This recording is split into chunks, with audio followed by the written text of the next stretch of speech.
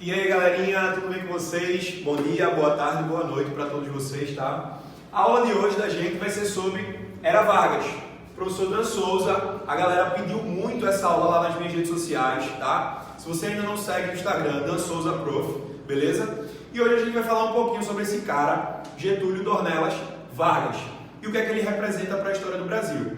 Vargas, pessoal, vai governar o Brasil durante 15 anos, pelo menos, né? Esse período que nós chamamos de Era Vargas, que é dividido em 3 governos. Você tem um governo provisório, que vai de 1930 a 1934. Você tem o governo constitucional, que vai de 34 a 37. E você tem o Estado Novo, que é a ditadura varguista, que vai de 37 a 45. O fim da Segunda Guerra Mundial coincide com o fim da Era Vargas, tá? Já que é uma ditadura e as ditaduras estão sendo destronadas na Europa, a ditadura varguista também vai cair aqui no Brasil.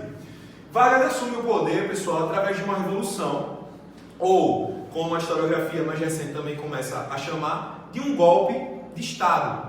Nós temos a República Oligárquica, aquela velha política do café com leite. Em 1929, nós vamos ter a quebra da Bolsa de Nova York.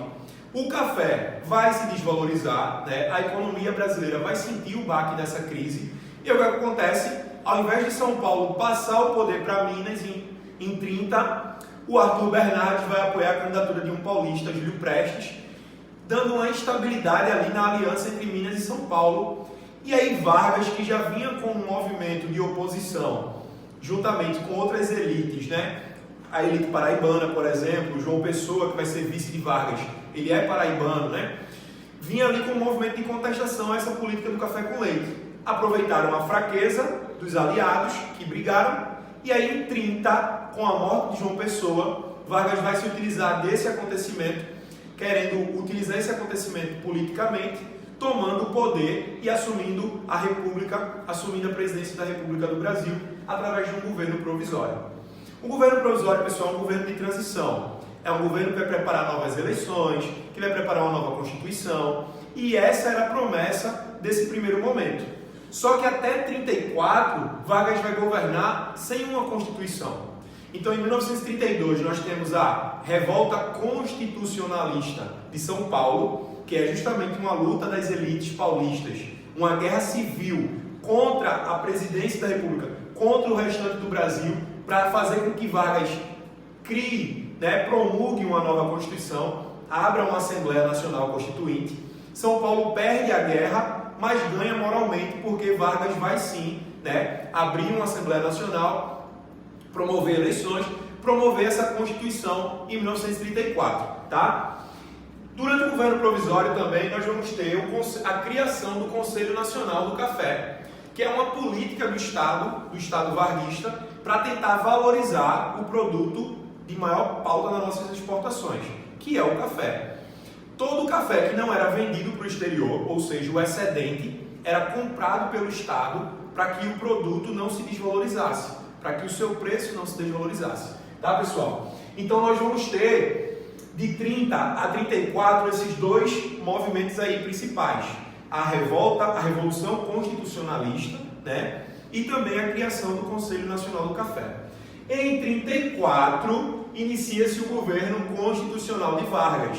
Vargas vai ser eleito indiretamente presidente. Ele governaria de 34 a mais ou menos 38, né? Mas não foi isso que aconteceu, porque ele dá um golpe antes de ter novas eleições, tá? E a Constituição de 1934 era fundamental num ponto, pessoal. É a primeira Constituição brasileira que vai, né, fazer com que o voto seja secreto, direto e o voto feminino, a abertura ao voto feminino, ou seja, sufrágio universal. Analfabetos ainda não votavam. Então, como boa parte dos brasileiros eram analfabetos ainda nessa época, ficam alheios ao voto.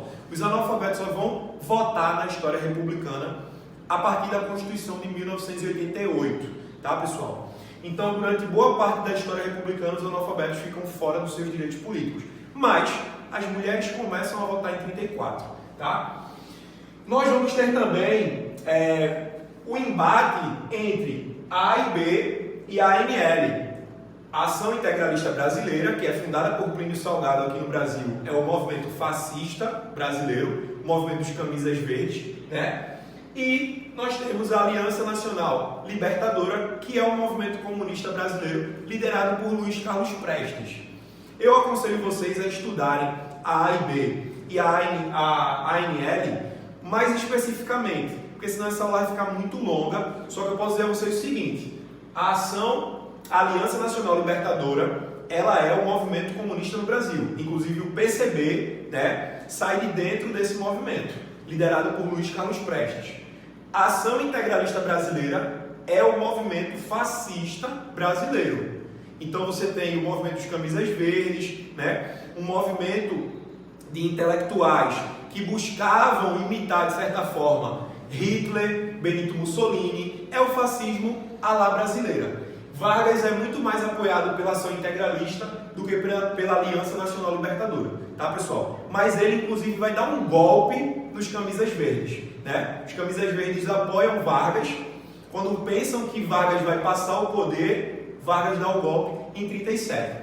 Como foi que Vargas deu esse golpe em 37, pessoal? Vejam só, Vargas vai, depois fica sabendo disso, vai projetar um plano chamado Plano Cohen, tá? Ou Plano Cohen, divulgar uma carta em rede nacional, através do rádio e através dos jornais, de um plano comunista de invasão ao Brasil, de tomada de poder no Brasil, feito por um judeu. Então notem que Vargas ele é um pouco adepto das correntes fascistas, ele admira um pouco Hitler, né? Vargas vai utilizar o comunismo e também vai dizer que essa carta foi escrita por um judeu para poder colocar medo na elite brasileira na época.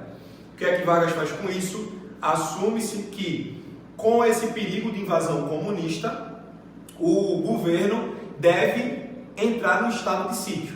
Então Vargas entra como defensor da pátria que vai defender o Brasil do comunismo, né? Antes disso, nós temos a Intentona Comunista, que foi, de certa forma, um movimento pelo sertão brasileiro e pelas principais cidades brasileiras também, que andou em torno de 20 mil quilômetros tentando promulgar as ideias comunistas no Brasil. Então havia sim uma possibilidade de um golpe comunista em alguns lugares, inclusive alguns quartéis em Recife e em Natal vão se rebelar, né, alguns quartéis que tinham essa tendência mais comunista, tá, pessoal?